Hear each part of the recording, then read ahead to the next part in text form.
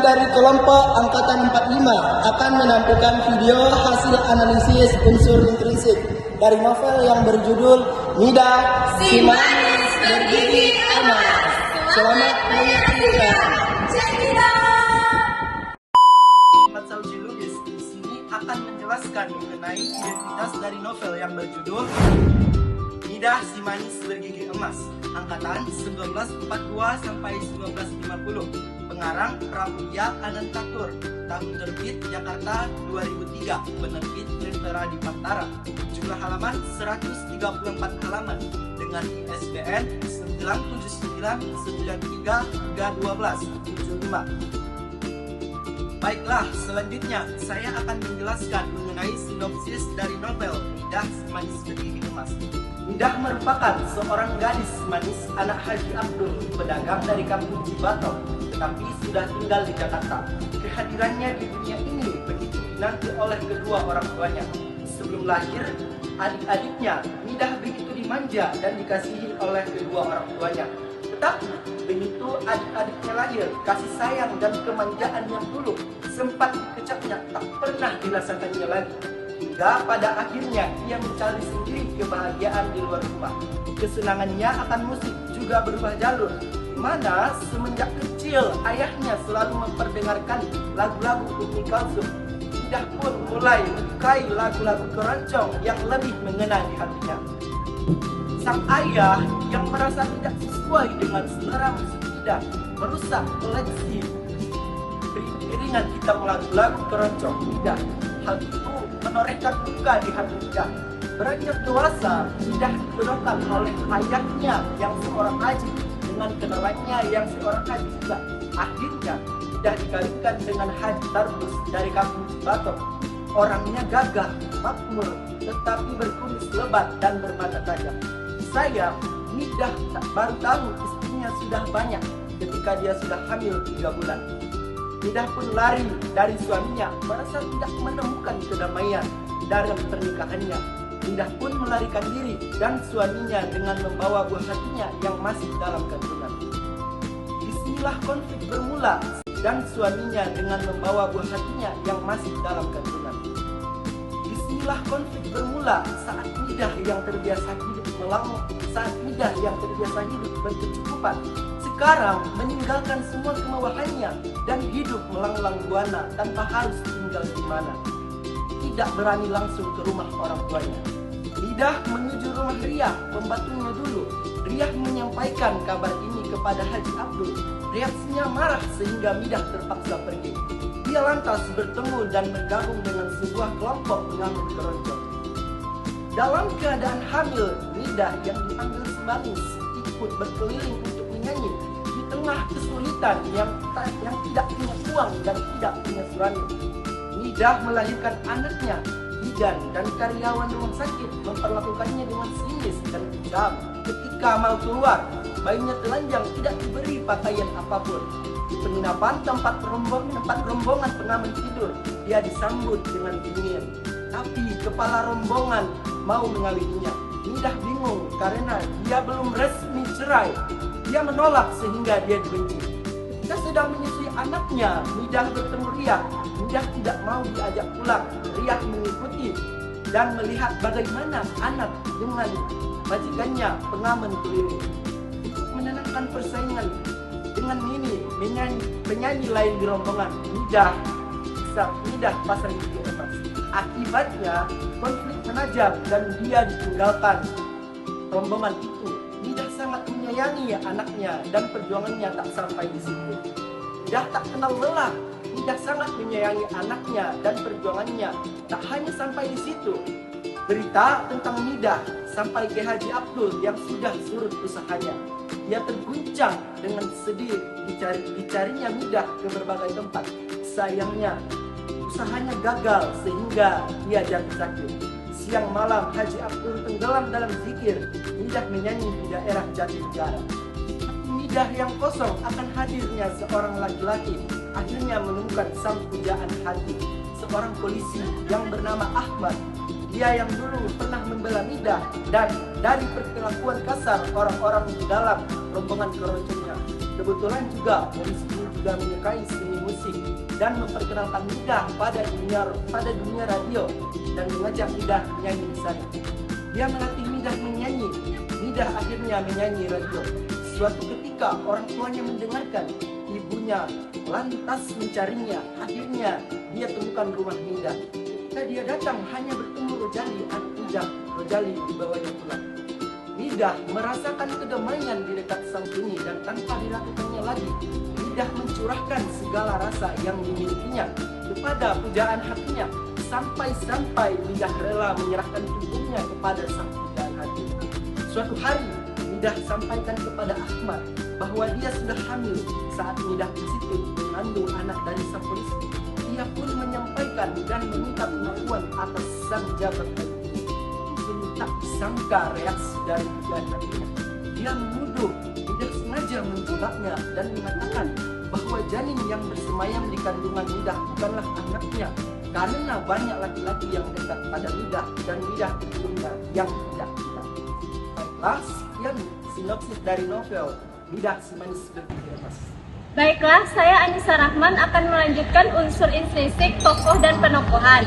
Berikut adalah tokoh-tokoh yang terdapat dalam novel Midah si Manis Bergigi Emas.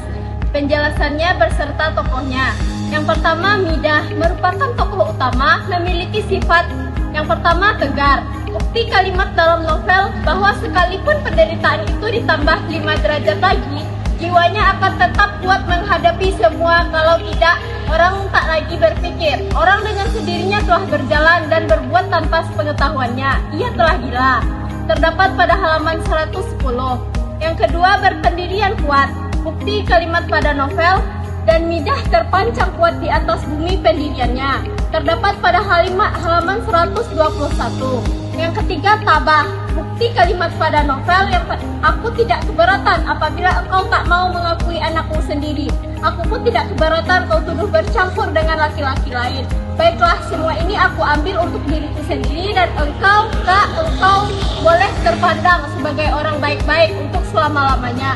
Biarlah segala yang kotor aku ambil sebagai tanggung jawabku sendiri. Terdapat pada halaman 110. Yang kedua, ada Haji Abdul adalah ayah Midah yang memiliki sifat yang pertama religius. Bukti kalimat dalam novel, berkali-kali sembahyangnya gagal dan terpaksa ia ulangi dari permulaan. Apabila seperti kilat kata-kata terlepas itu menyambar hatinya, ia menggigil, takut pada murka Tuhannya. Terdapat pada halaman 12. Yang kedua, memiliki sifat kasar. Bukti dalam novel yaitu dan waktu dilihatnya Midah masih asyik mengiringi lagu itu, ia tertampar gadis itu pada pipinya. Terdapat pada halaman 18. Yang ketiga, senang dengan pujian. Bukti dalam kalimat dalam novel yang pertama, hidup ini alangkah manis kalau cita demi cita terampas di tangan kiri dan kebesaran demi kebesaran di tangan kanan. Terdapat pada halaman 9. Yang ketiga, ada Nyonya Abdul adalah istri dari Haji Abdul dan Ibu Midah yang memiliki sifat yang pertama cuek. Bukti kalimat di dalam novel emang tidak melindungi Midah, hanya memandangi dua orang itu dengan mata kosong dari segala kesan. Terdapat pada halaman 19. Yang kedua, peduli. Bukti kalimat dalam novel sebaliknya Haji Abdul istrinya berubah menjadi wanita giat yang menolong keluarga. Terdapat pada halaman 75. Yang ketiga, penyayang. Bukti dalam novel ini diciumnya anak itu sambil mengelus-ngelus kepalanya yang kecil. Terdapat pada halaman 104. Yang keempat, ada Ahmad merupakan laki-laki yang Midah cintai dan memiliki sifat yang pertama perhatian. Di kalimat dalam novel ini dari depot kemudian muncul polisi lalu lintas yang telah dikenalnya. Suaramu bagus manis, mari makan bersama aku. Terdapat pada halaman 77 sampai 78. Yang kedua, tidak bertanggung jawab. Bukti kalimat dalam novel ini yaitu engkau mau jebak aku. Menjebak ini hanya akibat perbuatanmu. Tidak, engkau mau jebak aku. Engkau mau paksa aku kawin aku. Terdapat pada halaman 108. Yang ketiga, pengecut. Bukti dalam novel ini, tapi aku kini mengetahui bahwa seorang yang kucintai itu adalah pengecut yang tidak punya keberanian sedikit pun juga. Terdapat pada halaman 110. Yang kelima ada Riyah, adalah asisten rumah tangga Midah yang memiliki sifat yang pertama baik. Bukti kalimat dalam novel ini, orang sebagai Riyah tak ada lain modalnya daripada kejujuran sendiri, selalu mencoba berbuat baik untuk orang lain. Terdapat pada halaman 24. Yang kedua, memiliki sifat peduli. Bukti kalimat dalam novel ini, Midah, orang tuamu adalah orang yang menaati perintah Tuhan dan aku berharap engkau tak menjauhi jalan mereka. Terdapat pada halaman 26. Yang keenam ada Min, adalah salah satu anggota rombongan keroncong yang memiliki sifat yang pertama dingin. Bukti kalimat dalam novel ini, lebih baik dia pergi dari rombongan. Min menyambung, dengan orang itu dia tak akan bisa kerja apa-apa. Terdapat pada halaman 58. Yang kedua pendendam. Bukti kalimat dalam novel ini, Mimin kurus yang dihemblang oleh kekecewaannya dahulu dan lambat laun menyimpan dendam dalam hati, tidak akan menyetujui pengurangan nafkahnya sendiri demi dia yang tidak bekerja. Terdapat dalam halaman 47. Tokoh ketujuh ada Nini, salah satu anggota rombongan keroncong yang memiliki sifat kasar. Bukti kalimat dalam novel, bangsat, kau kira apa aku ini? Teriak wanita itu. Cuma satu perempuan boleh ikut dalam rombongan, tidak boleh lebih. Terdapat halaman 33. Yang kedelapan ada Rois, ketua rombongan keroncong yang memiliki sifat dapat dipercaya. Bukti kalimat dalam novel, manis, dalam rombongan seperti ini selamanya ada yang mesti dipercaya dan orang itu adalah kepalanya. Kalau tidak dapat dipercaya, dia sudah lama diusir dari rombongan. Terdapat halaman 41.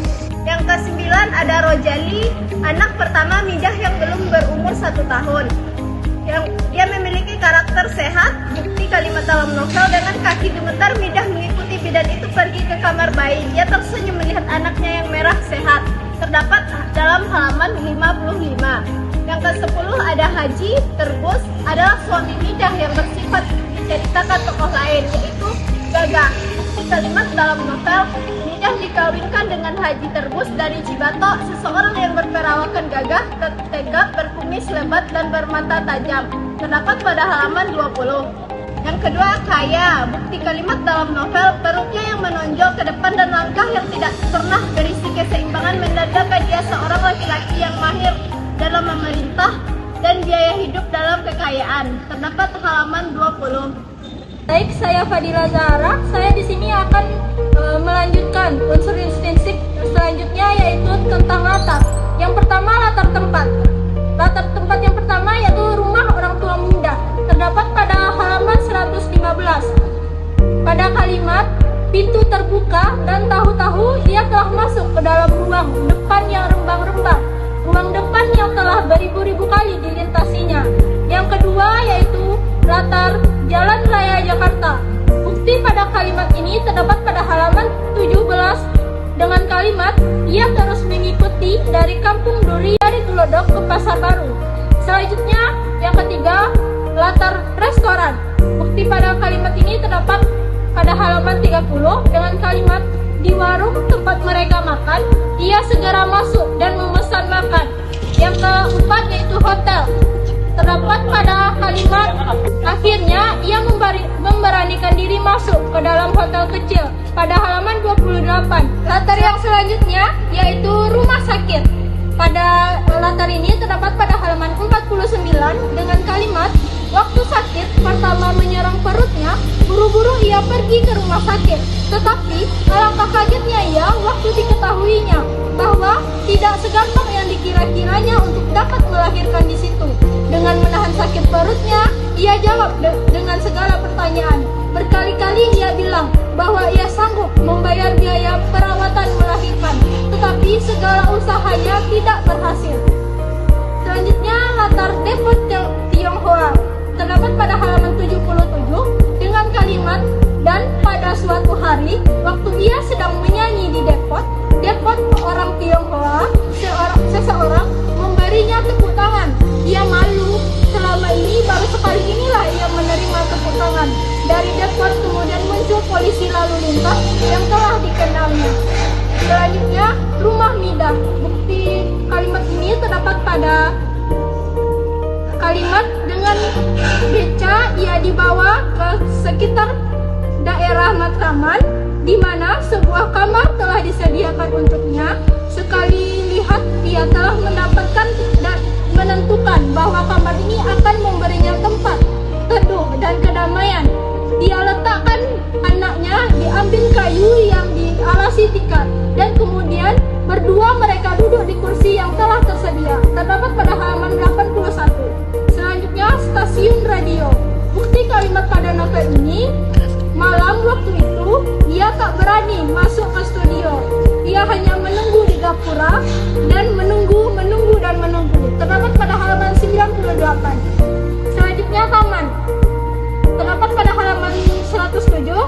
Bukti kalimatnya, Taman Hairul Anwar itu sudah gelap, tetapi buat Midah ada bagian yang terang benderang. Yang kedua, latar waktu. Yang pertama, tahun 1950-an. Bukti kalimatnya, ia terseret di tengah rimba jalanan kota Jakarta tahun 50-an pada halaman 6. Yang kedua, pagi hari. Bukti kalimatnya, pagi-pagi waktu ia terbangun, tergelincir saja ucapan syukur dari hati dan bibirnya. Halaman 43. Yang ketiga, waktunya pada siang hari. Pada halaman 30 terdapat dalam kalimat, tetapi tambah siang hari, tambah jauh rombongan itu menghindari tempat-tempat ramai. Dia tak mengerti alasan untuk itu. Yang selanjutnya, sore hari. Terdapat pada halaman 11 dengan kalimat, sore hari ia pulang kembali ke rumah di antara anaknya si Midah dan bininya. Selanjutnya, pada malam hari, pada kalimat waktu malam tiba, ia mulai ragu. Ia tak ingin secepat itu kembali ke rumah Ria. Terdapat pada halaman 28. Yang terakhir yaitu kemarin. Dengan kalimat, kemarin anaknya diselamatkan dan dinamai Rojali. Terdapat pada halaman 89. Latar yang ketiga yaitu latar suasana. Yang pertama, sedih. Bukti kalimatnya, segera Midah mengunci pintu dari dalam, segera merubuhkan diri di ambin dan meneruskan tangisnya. Kehidupan keras dan kejam selama itu ia hadapi dengan keberanian karena ada modal untuk berani. Kalimat ini terdapat pada halaman 86. Yang selanjutnya, takut. Dengan kalimat, ia pandangi bapaknya yang bermata merah di depannya. Kemudian dengan ketakutan, ia bangun. Ia menangis perlahan. Dan waktu dilihat mata bapaknya masih mendelikinya, ia menjerit ketakutan. Kalimat ini terdapat pada halaman 18. Selanjutnya, terpukul. Contoh kalimatnya, anak siapa? Bukankah ada banyak lelaki lain di ranjangmu? Ya, Tuhan. Midah menyebut. Kemudian ia tak bisa meneruskan, dadanya sesak, mencengkram. Pada baju lelaki itu dilepaskannya. Kalimat ini terdapat pada halaman 109. Selanjutnya, lelah. Contoh kalimatnya, kita pulang saja manis, aku lelah, aku ingin tidur. Terdapat pada halaman 107. Selanjutnya, gembira. Dengan kaki gemetar, Midah mengikuti bidan itu. Pergi ke kamar bayi, dia tersenyum melihat anaknya yang merah sehat. Kalimat ini terdapat pada halaman 55. Sekian yang dapat saya sampaikan. Terima kasih. Baiklah, saya Ika Putri, saya akan melanjutkan unsur intrinsik dari alur, yang mana alur pada novel Midah Si Manis Bergigi Emas karya Pramudia Anantatur ini adalah menggunakan alur maju. Alur maju yaitu alur yang menjelaskan isi cerita dari cuplikan ketika Midah kecil hingga mengandung dan kemudian sudah pergi dari rumah orang tuanya. Berikut adalah tahap-tahapan alur yang terdapat pada novel Midah Si Manis Bergigi Emas karya Pramudia Anantatur. Yang pertama yaitu orientasi. Bagian ini memperkenalkan tokoh utama yaitu Ria dan Midah, latar belakang mereka, situasi yang mereka alami, dan kita diperkenalkan dengan kesulitan hidup yang mereka alami. Bukti kalimat pada novel, dengan semua uang yang dibawanya dari rumah suaminya, dengan mengatasi kemualan perut dan pening kepalanya, sejak pagi ia telah diminta diri dengan Ria. Berulang-ulang ia mengucapkan terima kasihnya atas pertolongan perempuan yang hanya percaya kepada kebaikan itu. Dan Ria berulang-ulang pula berpesan bila terjadi halangan, hendaknya segera datang kepadanya. Mula-mula ia jalan kaki, bila capek ia mengasuh atau naik tren. Matanya menjalar, memandangi tetapi yang dicari belum tersuah jua. Tidak banyak yang terentang diminta oleh hatinya, juga tidak banyak rencana yang terentang di dalam kepalanya. Hanya satu yang hendak hari ini, ia dapat menemui rombongan keroncong atau rombongan lain yang sejiwa dengan Iko. Kemudian yang kedua yaitu komplikasi. Konflik mulai muncul, tokoh-tokoh menghadapi rintangan atau masalah yang memperumit keadaan. Dalam hal ini, Midah menghadapi kesulitan dalam menemukan rombongan yang dia inginkan dan juga interaksi dengan berbagai karakter yang memuji dirinya. Bukti kalimat pada novel, semakin habis dimakan kegiatannya, tetapi yang dicari tidak bersuah jua. Waktu malam tiba, ia mulai ragu. Ia tak ingin secepat itu kembali ke rumah. Ia malu, ia merasa belum mencoba segala-galanya. Akhirnya ia membesarkan dirinya masuk ke dalam hotel kecil. Tapi ia berpendapat, ia jauh lebih baik dari rombongan itu. Kemudian bukti yang lain, kalau engkau ambil dia dalam rombongan, sekarang aku juga pergi. Salah, Nini. Kalau engkau begitu cemburu, aku takut engkau jatuh dari pengemis di pasar Senen. Kemudian yang ketiga yaitu klimaks. Meskipun tidak secara eksplisit, klimaks dalam arti perkelahian fisik, percakapan Nini tentang kepergian Nini, dan pertanyaan mengenai keluarga, serta konsekuensi menunjukkan titik balik atau pengungkapan yang sangat signifikan dan penuh ketegangan emosional. Ini menciptakan ketidakpastian besar tentang masa depan Midah dan rombongan.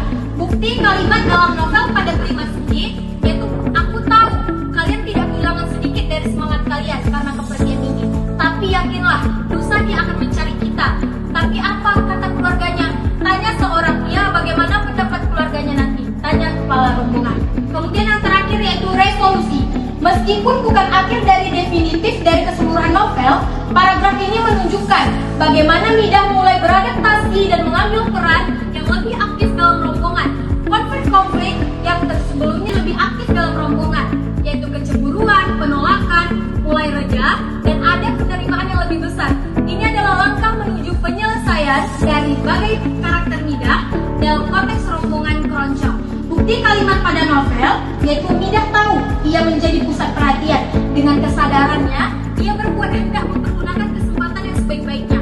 Dan dengan dalam, ia memandang, ia sebarkan senyum manisnya. Dan dengan menelan segala perasaan, maka ia mencoba ikut untuk mengobrol tentang berbagai hal. Tiba-tiba Rois, kepala rombongan, memperhatikannya lagi dan menyanyikan lagu apa saja engkau bisa. Jali-jali, kicir-kicir, Moresco, Telomoyo, roda dunia. Kau sudah bisa berlatih. Bengawat Solo, Tajamin mencoba-coba mematahkan cemburu hatinya. Baiklah, saya Cynthia Diva akan melanjutkan unsur intrinsik yaitu sudut pandang. Dalam novel ini, sudut pandang yang digunakan pengarang adalah sudut pandang orang ketiga serba tahu. Meskipun di setiap bagian cerita menggunakan pandangan tokoh tertentu, tetapi sudut pandang novel ini masih dapat dikategorikan sebagai orang ketiga serba tahu. Pada bagian kedua hingga kelima, ke-8 dan ke-10 hingga ke-12, pandangan Midah digunakan sebagai sudut pandang. Di bawah ini merupakan penggalannya. Penggalan pertama, kelahiran Sadi bukan saja mengguncangkan iman Bapak, juga hati Midah goncang imannya. Tak cukup kata-kata padanya untuk mengucapkan itu hanya dalam hatinya, timbul perasaan dan tidak enak. Sejak kelahiran Sadi, ia tidak mendapat perhatian dari Bapak, juga tidak dari emak. Berbagai laga dan lagu ia perlihatkan, tapi semua luput. Ini tertera pada halaman 15. Penggalan kedua, dengan semua uang yang dibawanya dari rumah suaminya, dengan mengatasi kemualan perut dan pening di kepalanya, sejak pagi ia mengucapkan terima kasih atas pertolongan perempuan yang hanya percaya kepada kebaikan itu. Dan dia berulang-ulang pula berpesan bila terjadi kehalangan hendaknya segera datang kepadanya. Ini tertera pada halaman 27.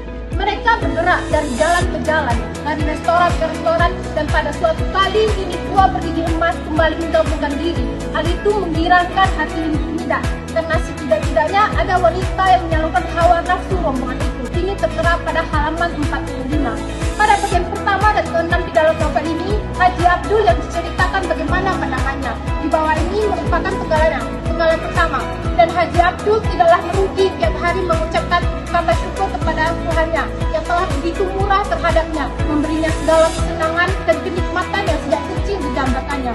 Tertera pada halaman 10. Penggalan kedua, berita tentang Midah itu menggoncangkan keluarga Haji Abdul. Antara sebentar terdengar Haji Abdul itu menyebut dan mengeluh-ngeluh, Tuhan, tidak habis-habisnya cobaan yang kau timpakan kepadaku. dan di dalam novel ini Nyonya Abdul yang diceritakan bagaimana pandangannya. Di bawah ini merupakan penggalannya. Dari kiri, dari kanan Nyonya Haji Abdul memperoleh kabar bahwa sekarang anaknya menyanyi di radio. Dia mencoba menutupi buktinya dari berita itu, tapi keterangan dia bahwa Midah menyanyi seperti pada restoran mau tak mau membuat dia jadi bimbang. Ini tertera pada halaman 97. Bismillah Felina. Di sini saya akan menjelaskan unsur intrinsik selanjutnya, yaitu pada bagian tema.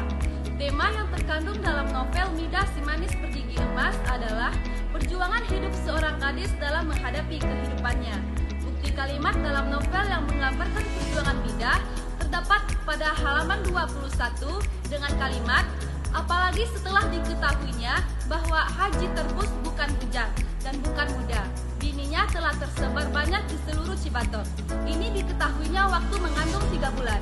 Waktu ia tak sanggup lagi menanggung segalanya, diam-diam dia kembali ke Jakarta. Bukti selanjutnya yaitu terdapat pada halaman 27. Tidak banyak yang dipinta oleh hatinya, juga tidak banyak rencana yang terentang dalam kepalanya. Hanya satu, hendaknya hari ini ia dapat menemui rombongan keroncong. Selanjutnya yaitu pada halaman 40. Mulai Midah merasa takut, ia dilindungi perutnya dari segala kemungkinan. Tidak, makhluk kecil di dalam ini tidak boleh dinodai. Selanjutnya yaitu terdapat pada halaman 49. Waktu sakit pertama menyerang perutnya, buru-buru ia pergi ke rumah sakit. Tetapi alangkah kagetnya waktu diketahuinya bahwa tidak segampang yang dikira-kiranya untuk dapat melahirkan di situ. Selanjutnya yaitu terdapat pada halaman 57. Ia tahu rombongan pengamen keroncong itu akan bersikap lain terhadapnya setelah ia harus memelihara seorang bayi tidak berguna. Selanjutnya yaitu pada halaman 83. Tidak ada orang yang dengan sejujurnya mencintai daku. Dan waktu aku mencintai, cinta itu hanya disambut dengan ucapan bermain-main. Selanjutnya terdapat pada halaman 110. Aku tidak keberatan apalagi engkau tak mau mengakui anakku sendiri. Aku pun tidak keberatan kau tuduh bercampur dengan laki-laki lain. Baiklah, semua ini aku ambil untuk diriku sendiri. Dan engkau boleh terpandang sebagai orang baik-baik untuk selamanya. Biarlah segala yang kotor aku ambil sebagai tanggung jawabku sendiri. Selanjutnya yaitu pada halaman 123. Aku hendak beribu, biarlah bapak dan ibu hidup tenang di sini. Tambah lama, tambah yakin bahwa aku tidaklah sebaik orang tuaku. Selanjutnya yang terakhir terdapat pada halaman 132. Bertemu dengan banyak lelaki hatinya tawar.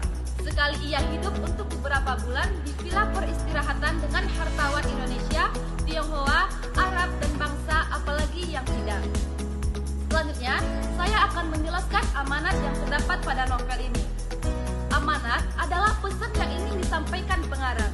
Pesan ini dapat berupa harapan, nasihat, kritik, dan sebagainya. Pesan yang ingin disampaikan pengarang kepada pembaca melalui novel Midah si Manis Bergigi Emas adalah: yang pertama, tetap menjalani hidup dengan semangat. Yang kedua, menjalani hidup apapun rintangannya. Yang ketiga, tetap berpegang teguh kepada pendirian. Ketiga pesan tersebut disampaikan oleh pengarang melalui narasi dari sudut pandang orang ketiga sepatahu dan dialog antar tokoh. Demikianlah unsur intrinsik dari novel Midah si Manis Bergigi Emas. Halo guys, sekian video dari kelompok kami. Mohon maaf atas kekurangan. Jangan lupa like, comment, and share. Thank you for watching. Bye bye.